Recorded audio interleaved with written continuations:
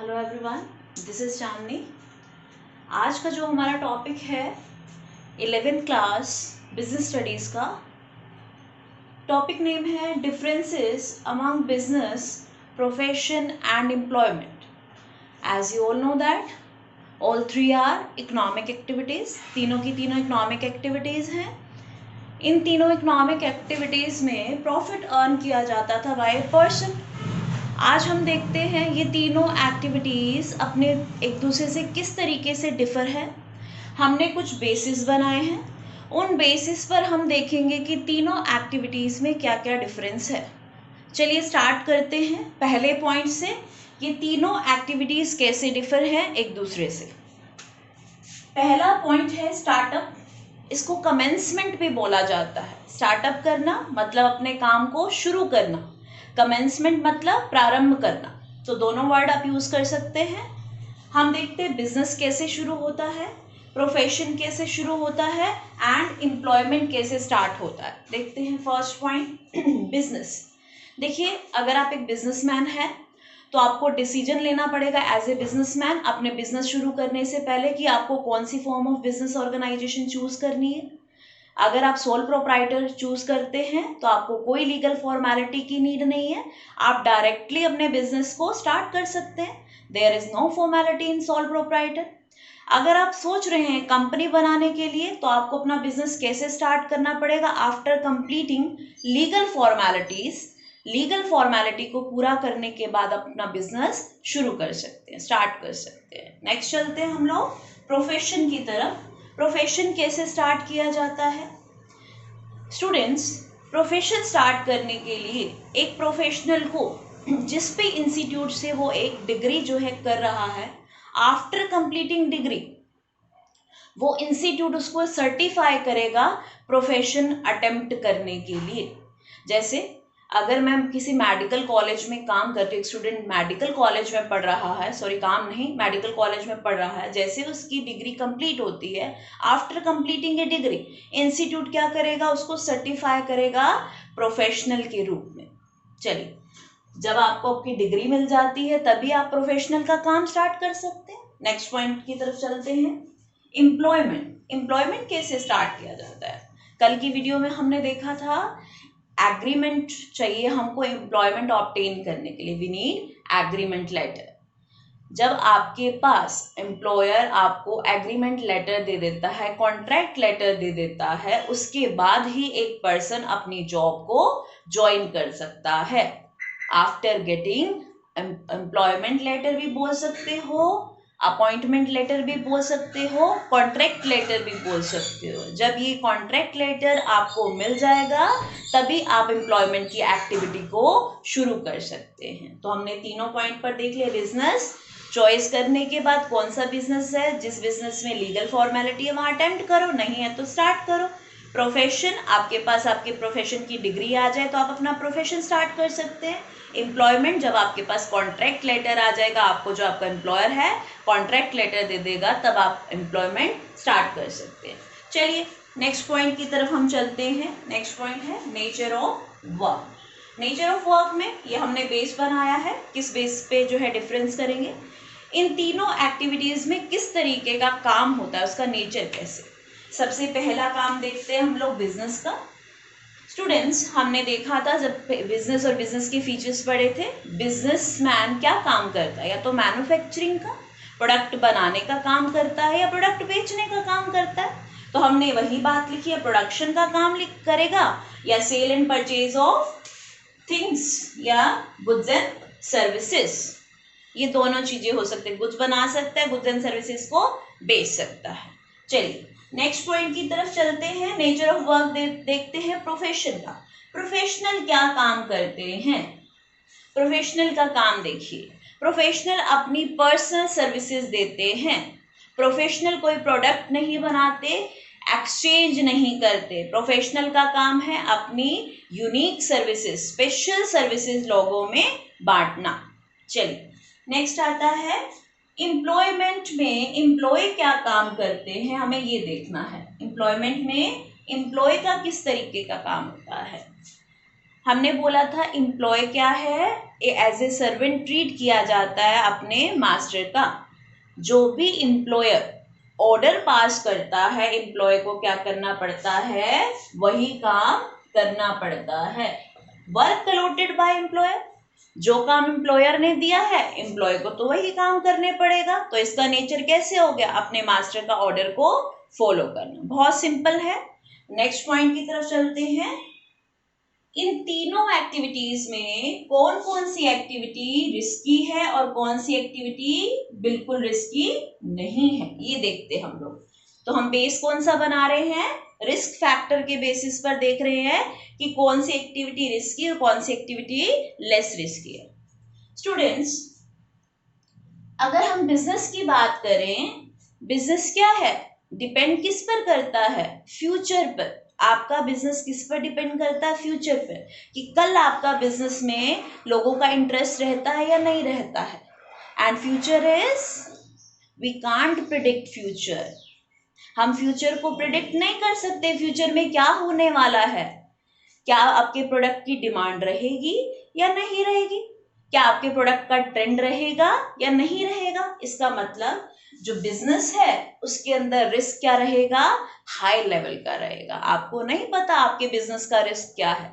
चलिए नेक्स्ट आता है प्रोफेशन। इन प्रोफेशन जो रिस्क है वो कम है एज कंपेयर टू बिजनेस। ऐसा क्यों, क्योंकि देखिए प्रोफेशनल की डिमांड ऑलवेज रहती है, डॉक्टर की डिमांड ऑलवेज रहेगी, चार्टर्ड अकाउंटेंट की डिमांड ऑलवेज रहेगी, कम ज्यादा हो सकती है, लेकिन ऐसा नहीं हो सकता कि टोटली डिमांड मार्केट से चली जाए। तो इस केस में हम बोल सकते हैं जो प्रोफेशनल है उनकी जो मार्केट के अंदर रिस्क फैक्टर रहता है प्रोफेशनल के लिए वो कम रहता है। नेक्स्ट पॉइंट पर चलते हैं, एम्प्लॉयमेंट। एम्प्लॉयमेंट के केस के अंदर देयर इज नो रिस्क। कल के वीडियो में भी हमने पढ़ा था, एम्प्लॉय ने कोई भी इन्वेस्टमेंट जो है अपनी इन्वेस्ट नहीं करी, जिसकी वजह से उसके ऊपर कोई भी रिस्क नहीं है। एक बार अपॉइंटमेंट लेटर मिलने के बाद वो कंटिन्यू अपनी जॉब को परफॉर्म कर सकता है। चलिए नेक्स्ट पॉइंट पर चलते हैं हम लोग, मेन ऑब्जेक्टिव। मेन ऑब्जेक्टिव मतलब ये किसके लिए काम कर रहे हैं, इनका मोटिव क्या है, इनका एंड रिजल्ट क्या है जिसके लिए काम करते हैं। देखिए हम लोग काम किसके लिए करते हैं, एक बिजनेसमैन प्रॉफिट अर्न करने के लिए काम करता है, उसका मोटिव यही है, मेन मोटिव यही है कि वो पैसा कमाए ज्यादा से ज्यादा। तो उसका मोटिव हमने क्या लिखा, अर्निंग प्रॉफिट। अगर हम बात करें प्रोफेशन की, तो प्रोफेशनल क्यों काम करते हैं, हमने बोला कल प्रोफेशनल पढ़ाया तो हमने बोला था प्रोफेशनल का मोटिव पैसा कमाना है, मॉनेटरी कंसिडरेशन है, बट वो प्रायोरिटी किसको देता है, पर्सनल सर्विस को। सबसे पहले लोगों को सर्व करो, आफ्टर दैट पैसा कमाइए। तो यहाँ पर उसका मेन मोटिव क्या है, पर्सनल सर्विस। नेक्स्ट पॉइंट पर चलते हैं हम लोग, एक एम्प्लॉय किस लिए काम करता है, अपने एफर्ट क्यों जो है किसी और के लिए कर रहा है, तो उसका मोटिव रहेगा अर्निंग मनी, अर्निंग सैलरी और वेजेस। तो ये 4 पॉइंट्स अभी हमने 4 बेसिस देखे हैं, कुछ बेसिस पर और बात कर लेते हैं।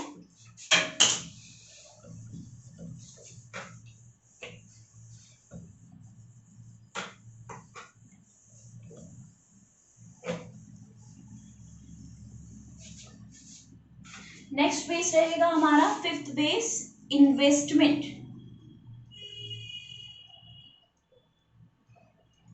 बिजनेस में कितनी इन्वेस्टमेंट है, प्रोफेशन में कितनी इन्वेस्टमेंट की नीड होगी और एम्प्लॉयमेंट में कितनी इन्वेस्टमेंट की नीड होगी, देखते हैं हम लोग। In business we need large capital या इन्वेस्टमेंट। यहां पर क्या होगी, स्मॉल कैपिटल। और एम्प्लॉयमेंट में नो नीड ऑफ इन्वेस्टमेंट और capital.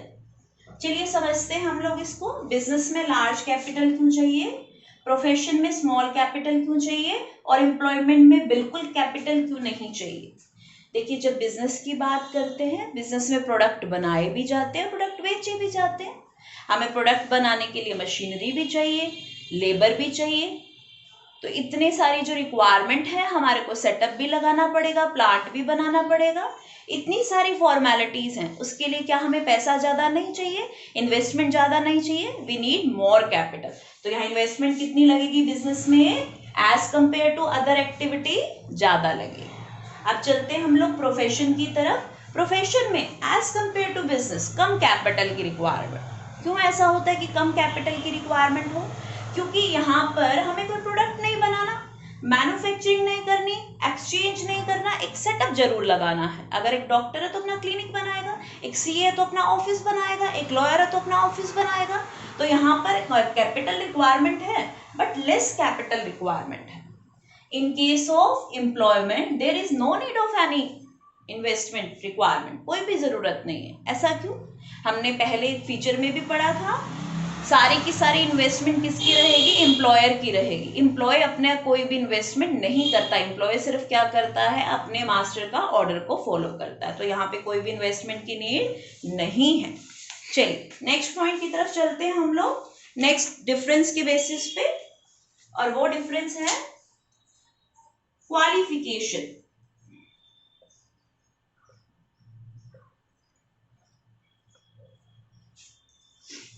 In business there is no need of any qualification. Business के अंदर एक बिजनेसमैन को पढ़ा होना या पढ़ा लिखा होना कोई कंपलसरी नहीं है। तो हम यहाँ पर क्या लिख सकते हैं? No need of qualification. ऐसा क्यों?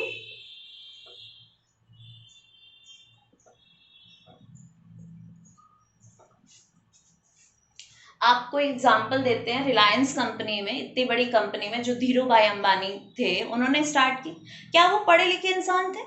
नहीं, ऐसा तो कुछ भी नहीं था। तो इसका मतलब एक इतने बड़े सेटअप को एक ऑर्डिनरी पर्सन ने स्टार्ट किया, तो वहां पर क्वालिफिकेशन की जरूरत ही नहीं। अब अपना बिजनेस कोई भी है, चाहे पढ़ा हुआ है या नहीं हुआ, तो वो स्टार्टअप कर सकता है। तो there is no need of qualification. In case of profession qualification is must. हमने प्रोफेशन की जो है एक फीचर पढ़ा है, प्रोफेशन की जो है डेफिनेशन पढ़ी है, a person having special knowledge and special skill. और ये स्पेशल नॉलेज स्पेशल स्किल उसे स्पेशल फील्ड की जो वो अटेम्प्ट करेगा होनी चाहिए। तो प्रोफेशनल के लिए तो कंपलसरी है कि उसे पढ़ा लिखा होना जरूरी है। तो यहाँ पर क्या है, और साथ साथ एजुकेशन कैसी होनी चाहिए? फॉर्मल एजुकेशन की रिक्वायरमेंट रहती है, नीड ऑफ फॉर्मल एजुकेशन। बच्चों आपको पता होगा फॉर्मल एजुकेशन ऐसी एजुकेशन, स्टैंडर्ड एजुकेशन जो आप स्कूल कॉलेज यूनिवर्सिटी से लेते हैं, इन डिसिप्लिन लेते हैं, प्री डिसाइडेड होती है, डेलिब्रेट फॉर्म में होती है। तो मतलब सब चीजें सोच के जब आप एजुकेट हो रहे हैं तो वो क्या है, आपकी फॉर्मल एजुकेशन है। चलिए नेक्स्ट पॉइंट की तरफ चलते हैं।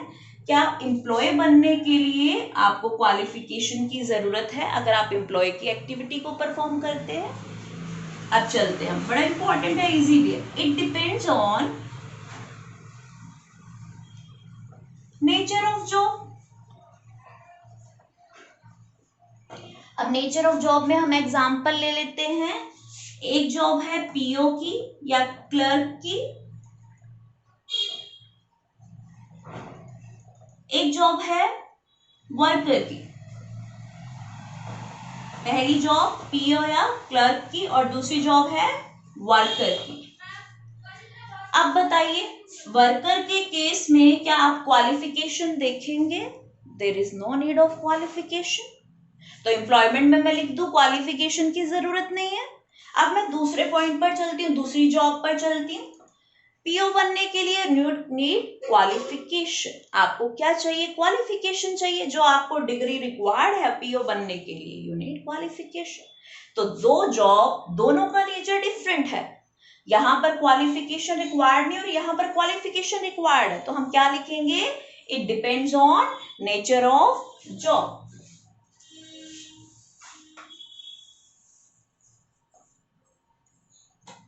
नेक्स्ट पॉइंट की तरफ चलते हैं, 7th पॉइंट की तरफ, रिवॉर्ड।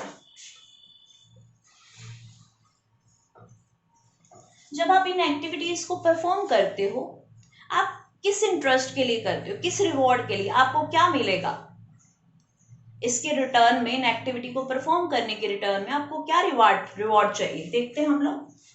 बिजनेस चाहेगा उसे प्रॉफिट अर्न हो,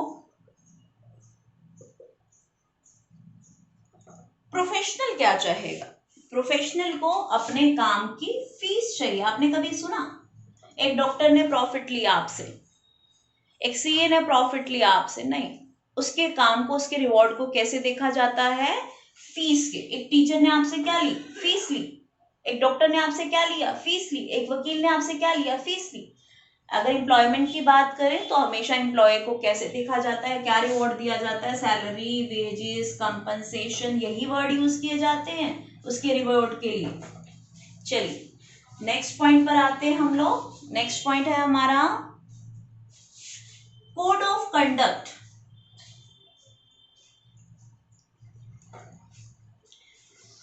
आपको प्रोफेशन का फीचर बताया था कि प्रोफेशनल क्या होते हैं, कोड ऑफ कंडक्ट के लिए बाउंड होते हैं। कोड ऑफ कंडक्ट क्या होते हैं, रूल एंड रेगुलेशंस होते हैं। क्या बिजनेस चलाने का कोई रूल है? बिजनेसमैन तो अपने आप जो है अपना बिजनेस चलाते हैं, उनको कोई रूल एंड रेगुलेशन किसी ने भी नहीं दिया। तो in case of business no need of rule and regulation. In profession it is mandatory. Profession के अंदर ये कंपलसरी है। क्यों कंपलसरी है? जो प्रोफेशनल एसोसिएशन से एक प्रोफेशनल जुड़ा हुआ है, वो प्रोफेशनल एसोसिएशन अपने मेंबर, अपने प्रोफेशनल के लिए कुछ रूल एंड रेगुलेशन डिसाइड करती है। उस रूल एंड रेगुलेशन को प्रोफेशनल को मानना पड़ता है। तो यहाँ पर क्या है, क्या हम लोग कोड ऑफ कंडक्ट को मानेंगे? बिल्कुल मानेंगे। अगर एज ए प्रोफेशनल हम काम कर रहे हैं, we are bound to follow, हमें ये बात माननी पड़ेगी। In case of employment code of conduct नहीं होते। एम्प्लॉयमेंट में किस चीज की इंपॉर्टेंस है? एग्रीमेंट लेटर की इंपॉर्टेंस है। जो एग्रीमेंट लेटर के अंदर कंडीशंस गिवन है, आपको वो देखनी है, उन कंडीशंस पर जॉब मिलेगी। कोई सेपरेट कोड ऑफ कंडक्ट नहीं होगा। तो यहाँ पर क्या इंपॉर्टेंस है? कोड ऑफ कंडक्ट नहीं है। कोड ऑफ कंडक्ट की जगह क्या है? एग्रीमेंट लेटर जो है हम लोग ज्यादा फॉलो करेंगे as instead of code of conduct. Agreement letter को फॉलो किया जाएगा। चलिए टू बेसिस और हैं, वो टू बेसिस हम देख लेते हैं।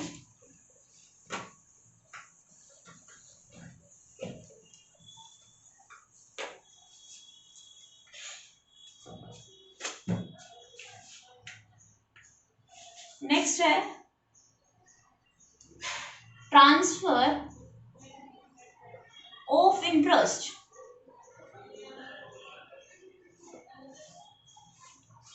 इन तीनों में से, तीनों पर्सन में से कौन सा ऐसा पर्सन है जो अपने इंटरेस्ट, अपने काम को ट्रांसफर किसी और को कर सकता है, अपना काम किसी और को दे देगा, अपने इंटरेस्ट को किसी और को दे देगा? तो देखते हैं तीनों में से। प्रोफेशन में पहले बात कर लेते हैं। प्रोफेशनल, एक डॉक्टर किसी और को थोड़ी बोलेगा कि मेरे क्लाइंट को आप जो है सर्व कर दो।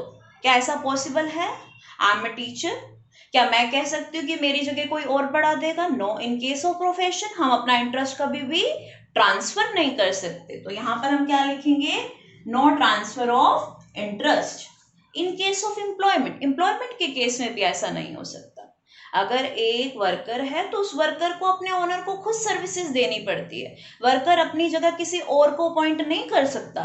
तो in case of employment there is no need of, या transfer of interest is not possible.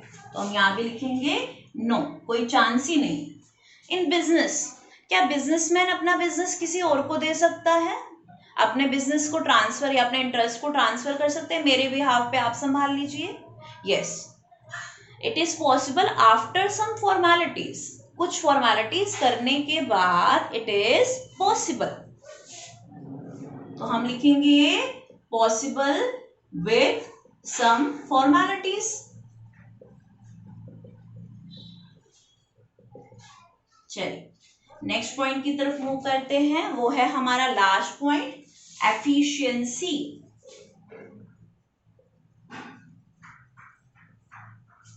What is efficiency? नया वर्ड है आप लोगों के लिए। एफिशिएंसी किसी काम करने की वो एबिलिटी है, जब हम उस एबिलिटी को क्या बोलेंगे, किसी काम को क्विकली करना और लेस कॉस्ट में करना। वैसे तो हम यही एफिशिएंसी बोलते हैं। ये अपने काम में कितने अच्छे हैं। बिजनेसमैन कब अपने काम में एफिशिएंट कहलाएगा, कब अपने काम में अच्छा कहलाएगा? प्रोफेशनल का काम कब अच्छा बोला जाएगा या एफिशिएंट बोला जाएगा? और एम्प्लॉयमेंट के काम को भी कैसे एफिशिएंट बोला जाएगा? मतलब उनका काम कब अच्छा माना जाता है, एफिशिएंट माना जाता है? जब बिजनेस मैक्सिमम, जब बिजनेस प्रॉफिट अर्न कर रहे होते तो बोले जाते हैं बिजनेस क्या है, एफिशिएंट बिजनेस है। तो जब प्रॉफिट अर्न किया जाएगा तभी हम बोलेंगे बिजनेस में बिजनेसमैन एफिशिएंटली काम कर रहा है। और प्रोफेशनल के काम को एफिशिएंसी कैसे चेक की जाएगी, उसके काम की जजमेंट कैसे की जाएगी? जब वो क्वालिटी सर्विस, हर तरीके के लोगों को सर्विसेज देता है, कोई बायसनेस नहीं करता, सभी को टाइम देता है, तो हम बोलेंगे उसकी सर्विस क्या है, एफिशिएंट सर्विस है, क्योंकि वो लोगों को कैसे सर्व कर रहा है, क्वालिटी वाइज सर्व कर रहा है। नेक्स्ट पॉइंट की तरफ चलते हैं, वो है एम्प्लॉयमेंट। एम्प्लॉयमेंट में देखते हैं कि एक एम्प्लॉय के काम को कब एफिशिएंट किया जाता है, कब अच्छा कहा जाता है? जब वो अपने काम के लिए डेडिकेटेड होता है, समर्पित होता है, जब वो अपना काम डेडिकेशन से कर रहा है, तो हम बोलेंगे वो क्या है, एक एफिशिएंट वर्कर या एफिशिएंट एम्प्लॉय है। तो उसके काम को कब कैसे एफिशिएंट चेक किया जाएगा? उसकी डेडिकेशन ऑफ वर्क को चेक करके। इसमें एग्जाम्पल ले लेते हैं। एक वर्कर को सुबह 8 बजे ऑफिस, या एक एम्प्लॉय को सुबह 8 बजे ऑफिस आना है, और वेदर क्या है, बहुत खराब वेदर है, लेकिन वो क्या करता है, ऑन टाइम अपने ऑफिस आता है। तो वहाँ से उसकी एफिशिएंसी दिख रही है, उसका डेडिकेशन दिख रहा है कि जब उसका जो एम्प्लॉयमेंट का जो टाइमिंग है वो अपने टाइमिंग पे पंचुअल है, वो अपने काम को इम्पोर्टेंस देता है, तो उसकी डेडिकेशन शो हो रही है।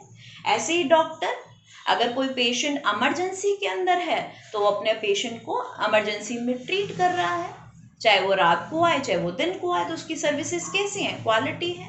एक बिजनेस प्रॉफिट कमाने के लिए डेडिकेटेड है। तो ये सारे पॉइंट्स पर हमने डिफरेंस देखा, कैसे बिजनेस, प्रोफेशन एंड एम्प्लॉयमेंट तीनों डिफरेंट एक्टिविटीज हैं, बट सभी क्या करती हैं, पैसा कमाने के लिए अंडरटेक की जाती हैं। Thank you so much.